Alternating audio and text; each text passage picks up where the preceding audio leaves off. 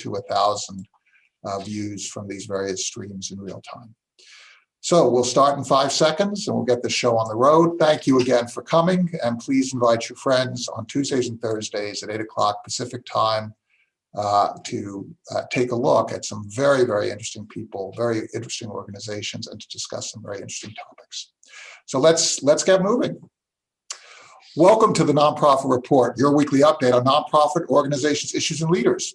I'm your host, Mark Oppenheim, and today we will discuss treatment of children in the United States who are immigrants and refugees with Rich Leimsider, Executive Director of Safe Passage in New York, the Safe Passage Project in New York, rather Rich. Gladis Molina Alt, Director of the Child Advocate Program at the Young Center for Immigrant Children's Rights in Chicago, and Wendy Young, President of the Kids in Need of Defense or KIND in Washington, D.C. A reminder to Zoom attendees that we will take 3 snap polls during the show, and we'll announce results. And questions submitted through the Q&A function at the bottom of your screen will be included in our discussion. So thank you all for joining us. This is such an important issue. It has been out of the news, but it has not been out of the hearts of all of us who are watching the treatment of children who are immigrants and refugees.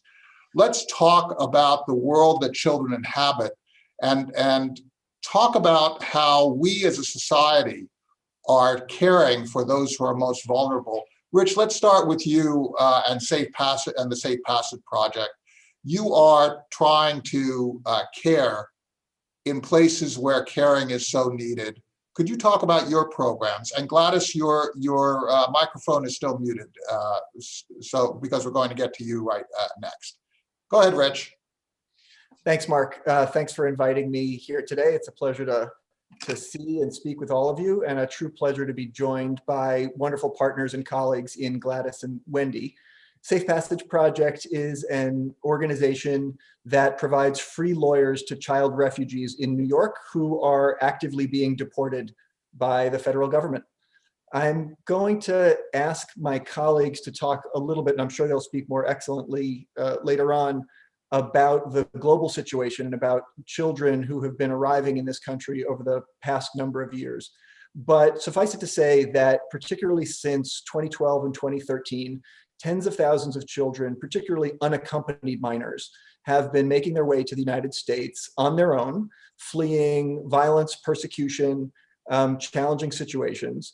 And many of those children, over the past several years, the largest number of those children actually wind up in New York. They have a friend or a family member in New York who's willing to take them in.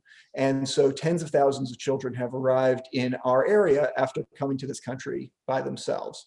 And the law is extremely clear for these young people. If they are fleeing persecution or if they have been abandoned by their parents, there is a place for them in the United States. There's no doubt about that. That's what our law says and has said for quite a while. The challenge is that the process by which they can recognize those rights is deeply complicated.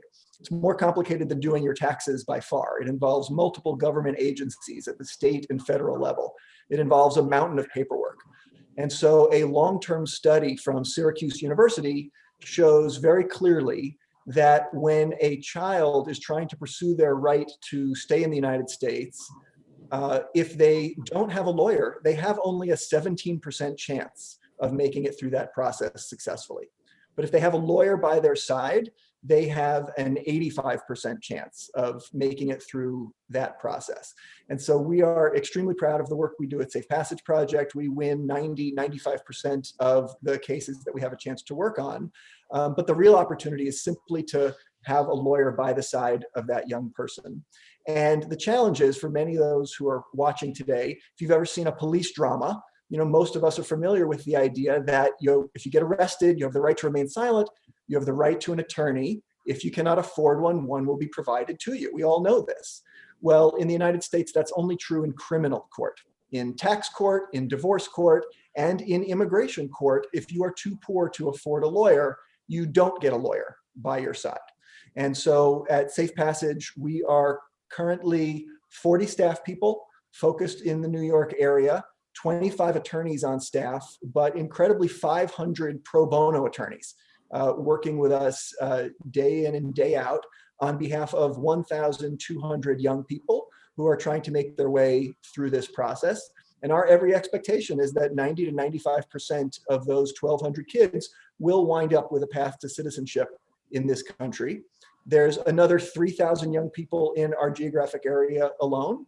And our goal is to not only reach success for the 1,200 kids we're working with, but to go take on those 3,000 as fast as we can. Gladys, why should we care about children who cross the border illegally?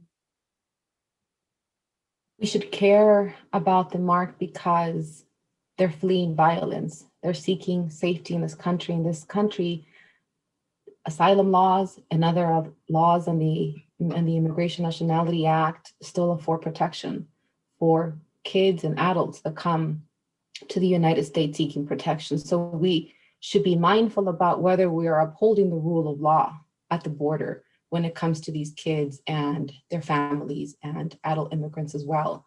So paying attention to what the government is doing and using a pandemic to cover an agenda, it's something that we should be paying attention to, and whether we're really abiding by the rule of law when it comes to kids arriving at the border. What you're saying is that actually the rule of law serves a purpose of justice, right? And if children are fleeing persecution and violence and criminality, and they've taken this type of risk, the law is actually, and was Rich's point, right? The law is that we should care for them, particularly as adults. We should just care for children who are not coming as just as a way of earning a little bit more money. They're coming because of the distress that they're experiencing at home. So how does your organization, the Child Advocate Program, function to help those children? Yeah, so we run a national child advocate program at the Young Center, Mark, and we have around just a little over 60 staff members that work as on cases across 8 of our offices in the country. And we serve as child advocate for kids that are in the custody of the Office of Refugee Resettlement, meaning kids that were transferred to the custody of the Office of Refugee Resettlement by Border Patrol or ICE, and kids that have been released from that system. We also go on to help some of the kids that are released as well. And essentially our job and what we stand for at the Young Center is that in decisions affecting immigrant children, the best interest of the child should be considered, and not just applying immigration laws that were designed for grown-ups to children, but rather to bring this other analysis called best interest that we apply to children in family court, in children's court, and any other decision-making process that affects children. And so we make recommendations to folks that make decisions, like the immigration judge, the asylum officer, including the Office of Refugee Resettlement, with issues with regards to placement, with repatriation, with pursuing legal relief, with release from custody, or preventing a child from going into ICE custody when they turn 18. So we make recommendations as to what is in the best interest of the child with regards to those decisions. In terms of how you function in Chicago, Wendy, are you also providing the same type of services that Gladys describes and that Rich described, or are you taking a different approach or a uniquely Chicago-oriented approach? We're actually located in 16 cities across the United States, and very much value our partnership with Rich, with Gladys, and other nonprofits across the country who are really trying to help these children navigate what is a very complex immigration system. So what we do is work with over 650 major law firms, corporate legal departments, law schools, and bar associations to match volunteer lawyers with these children. And then we train those lawyers who pretty much practice in every area of law except immigration on how to help those children through the process. So we do that through our expert immigration lawyer staff across the country. And as Rich said, the difference that a lawyer makes in these children's lives is extraordinary.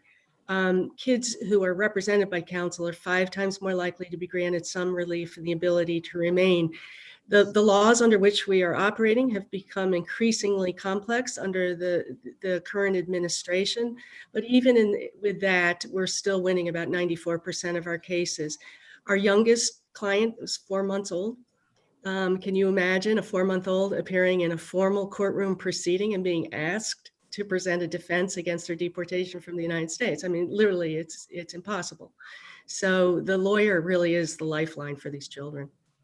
You make a very good point. These organizations have so much in common, and they derive their commonality from the situation of children, right? They are children. They have particular needs. So beyond the issue of legal representation within a court setting, can you talk a bit about, from a real technical perspective, how you view your representation of children differently from representation of adults? Because the laws are very similar, but they're not identical. And then the children have different needs. They have different needs for education, for safety. They are far more dependent. Gladys, why don't you take this one in terms of that real difference? Yeah, thanks, Mark. That's a great question. I think the big difference is the vulnerabilities of kids and and their ability to be able to convey things. They remember things in a different way than maybe grown-ups do. Just timelines, like in law, events and what happened and details are central to any legal case. And so that is a fundamental difference. The other thing too is the way that, say, persecution appears to, happens to a child and it appears through the eyes of a child can be different than that of a grown-up. And again, just the vulnerability as an immigrant in the United States, but also vulnerability in home country and their inability to make certain choices for themselves back home. And just like the way that I look at this is children who are facing the removal process in the United States and the immigration process here should not just be treated as an immigrant, but also as a child. We've decided as a nation that we afford that sanctity in every other process in which we make decisions about a child, and it shouldn't be different for a child that happens to be an immigrant. We just completed a poll in which we queried why people think that children cross the US-Mexico border in particular, along with their families. And the most votes came from escape from violence, and second most was escape from poverty. Rich, in your experience, what are the reasons that are driving particularly the presence of children in the United States? And by the way, your microphone is turned off. Overwhelmingly, the young people that Safe Passage represents and the young people that have crossed the Mexican border over the past number of years are children from what are called the Northern Triangle countries in Central America, places where there has been widespread government failure. And in large portions of the country, the government is not able to protect huge swaths of the population. I want to point out that on the one hand, I'm a father of 2 children. My son is 12 years old, well into adolescence, soon to be a teenager. I was a teenager. I wasn't an innocent as a teenager, so I want to make sure that we also don't, overemphasize this notion of the young, that children are only worth protecting if they can demonstrate their absolute angelic nature. I know I don't hold my kids to that standard, and very few of people I know here in the United States do. Children are different; they have different brains, different expectations, and so they come with real lives lived.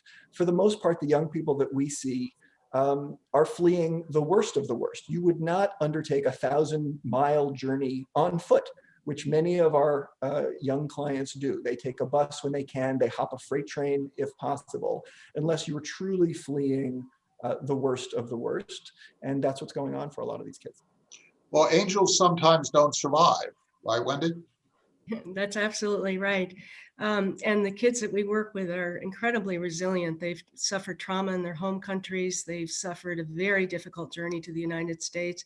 And they've had to navigate a system, the United States, under a set of laws that they are completely unfamiliar with. They're held in federal custody for a period of time before being released to families. And sometimes they haven't seen those families for years. But I think the commonality among the kids we work with is they are children. And we have to meet them on their terms. We have to ensure that the system can accommodate their unique needs as children, as Gladys and Rich have outlined. Do we have anything to fear from these children? Anybody? Do we as Americans have anything to fear? To me, the biggest fear is that the United States backs away from its long-standing and very proud tradition of offering protection to refugees, including some of the most vulnerable children in the world. You know, any expectation that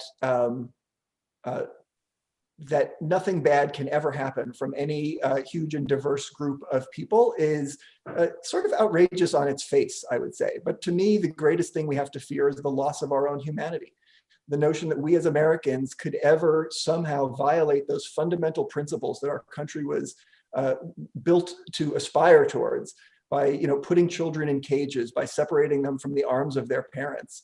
What that does to the humanity and the spirit of all of us as Americans is my greatest fear. On the Statue of Liberty, there is this inscription: "Give me your tired, your poor, your huddled masses yearning to breathe free, the wretched refuse of your teeming shore. Send these, the homeless, tempest-tossed to me. I lift my lamp beside the golden door." Now, the real question to me is, what is America? What are we going to be about? And can we just be for ourselves, for the people who have already entered through our forebears, whether we were natively born here or came as immigrants, whether we are native to these shores or came in from Europe or from Africa or from South and Central America or other places. What does America mean to you, Rich, when you and Gladys and then Wendy, that you would spend your time, your life, your livelihood on helping people who are not Americans? What does that mean? Rich? I believe in this country. I believe in the United States as an aspirational set of values. I know that we have not ever fulfilled those values, but that's the whole notion of what it means to try to form a more perfect union, not to ever be that perfect union when we can rest on our laurels, or even worse, look into our past and say, oh, we were there, we were done, let's go back to that. To me, what America means is to be constantly recognizing our faults, acknowledging, but then moving and striving together. And so I think for us, the opportunity to be that country that is not only the land of the free, but also the home of the brave. What it means to actually boldly do the right thing, to understand that it doesn't always necessarily mean, you know, the easiest or the most wealth-producing decision in every moment, but that we stand by those values. They have worked out, you know, very favorably for the United States over many hundreds of years. But that's not the reason. You know, we don't support immigration. I don't support immigration only because of the positive economic consequences, as much as I may believe in them. I support them because I support the notion of immigration broadly, not just for the children that Safe Passage projects serve, because I believe it's so closely aligned to my aspirations of what it means to be a citizen of this great country. I guess you're saying that meaning comes from care, from how you express care for others in a way that doesn't necessarily accrue to personal benefit, right? Yeah. Absolutely. And Gladys, in terms of how you see America and our heart, what civil society should be, how do you do this? This is a very personal question for me, Mark, because I came to the US from El Salvador in 1990 when I was 10 years old. I came from El Salvador, from a region where it was the heart of the Civil War, where I saw kids blown up when they stood on landmines, and soldiers walked into my grandma's house with with guns in the middle of the night. And so when I came to America at that age, it meant the world to me, Mark. It meant safety. It was the country that had given my dad amnesty and allowed him to bring his kids here. It meant the opportunity to be part of a free society. And to me, in my heart and in my brain and in everything about me, America is a place of kindness, of openness, of contribution to my life. I became an attorney here when my parents in El Salvador never even got the chance to go to school. They didn't know how to sign their names. So to me, America really has enabled me to achieve my full potential as a human being. And that's exactly why I do the work I do, because I believe that there are other kids too who have potential. And I'm so proud to be an American now. And I'm so proud to contribute to this country and raise a family here and be able to show the world that we are a country that has so much that it can be generous, and that we don't live in scarcity, but rather in plenty, and that we are defined more by our kindness than by our fears. And plenty is defined by an act of will, right? I mean, plenty does not necessarily mean wealth. Plenty means the ability to share what we have. Jesus did it. Gautama Buddha did it. There were others who created community within scarcity. Moses walking through that desert and ensuring that everybody could stay together. And all these other traditions. Wendy, we just took a poll in which we asked whether we Americans are doing right by children in the US who are immigrants and refugees, and 94% said no. We also had some people who believe that we are doing right. How do you see this issue? Are we in the United States as Americans doing right by people who are not Americans, who are children who land on these shores? Well, I'd like to just reflect on the hopes and aspirations that Gladys just so articulately stated. It's a work in progress, but the United States is at its best when we learn from ourselves. And certainly, having worked in this area for about 30 years, we've made improvements over time, but boy, they've been incremental. But each step of the way, we've learned, okay, we need to do this better procedures, better laws. I feel right now we're at a very critical point in our history where we need to decide, what do we want to do in the future, and what does that mean for children, both immigrant and refugee children, but also our own children. What kind of country do we want to build? What kind of country do we want to live for them? You know, when you ask a cross-section of Americans how many people came, Gladys, as you came, so many of us are like that. My parents on my father's side would have been dead, and my dad would have been dead had he not come as a refugee and not been accepted here. The same can be said for my grandfather's side, who came as a refugees from the pogroms in Georgia and in the Ukraine. How do we change things in a way that help us to be faithful to that tradition? It seems like we are constantly forgetting, whether one comes from Scottish forebears coming back into the 1700s or 1800s, or whether we come more recently from South and Central America, from that golden triangle that you were referring to, Rich. We seem to constantly forget that it was our families whose lives were on the line previously. Is it a matter of civic education? Is it a matter of advocacy? Is it a matter of changed laws? Is it a matter of Supreme Court decisions? How do we move forward? Gladys, could you just take this initially? Yeah, I think it's a matter of small things, right? Like to what Wendy said earlier about the incremental changes that have happened. They've happened through litigation. They've happened to direct representation. They've happened to collaboration between nonprofits and organizing movement. So I think it's change that happens incrementally, but ultimately, Mark, I think we're in the social conversation around immigration. And I think that there is a lot discuss within that conversation, right?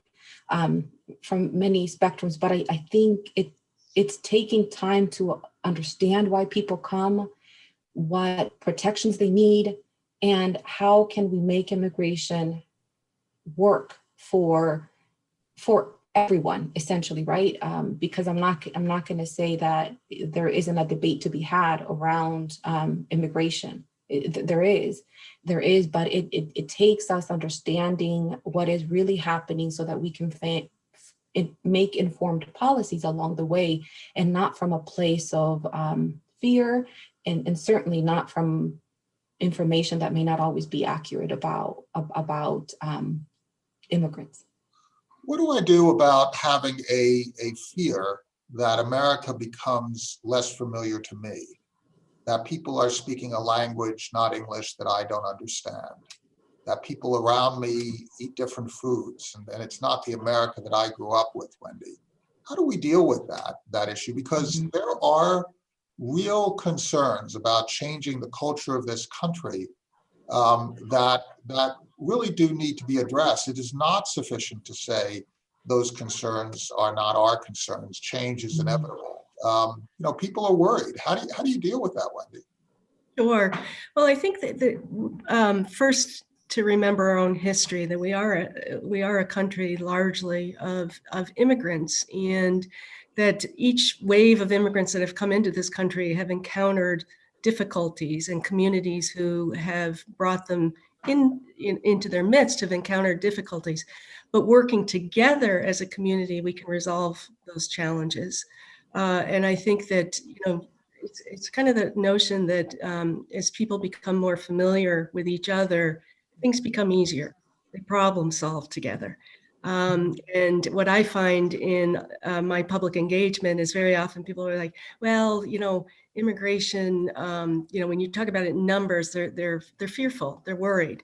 But when you talk about it in terms of their neighbor, or the individual who's taking care of their children, or their colleague at work who came from another country, then people start to kind of open their minds to it, I think, a bit more. So we need to embrace that and also create those moments for community. So there's not as strong a sense of this.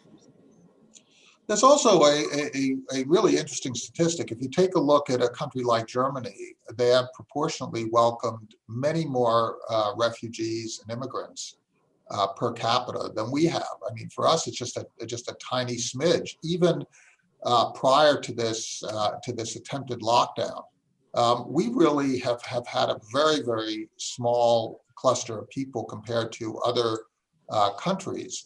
Rich, we just finished a poll in which 95% of people suggested that we should welcome all immigrant children, and there were a few people who believed that we should welcome immigrant children only if they flee violence and political and other subjugation.